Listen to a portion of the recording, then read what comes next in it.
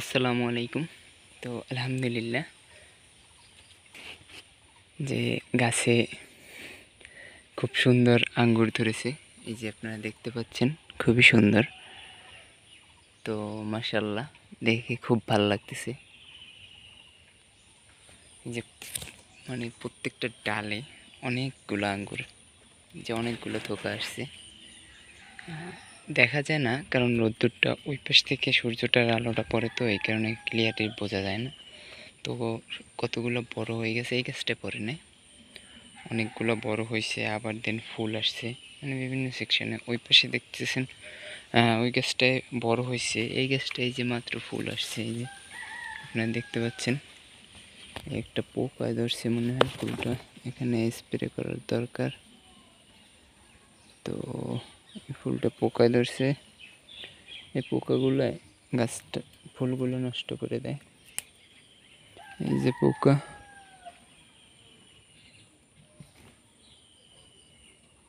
এগুলো ফুলগুলারে নষ্ট করে দেয়। আপনারা দেখতে পাচ্ছেন কিনা পোকাটা, এই যে এই পোকাগুলো পাতা খায়, ফুলগুলো খায়, নষ্ট হয়ে যায়, পাতাগুলো খাইয়ে ফেলায়।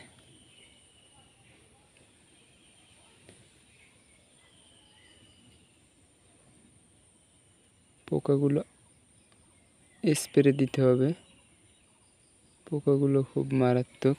এই দেখতে পাচ্ছেন,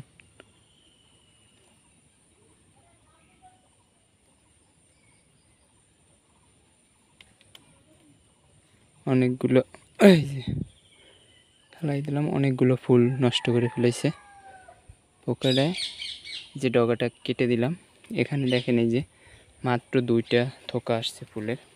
এই একটা, এই একটা থোকা আসছে, এ ডালায় এই একটা থোকা আসছে, এটা ছোটো মেবি, দেন দেখে ভালো এই হয়েছে।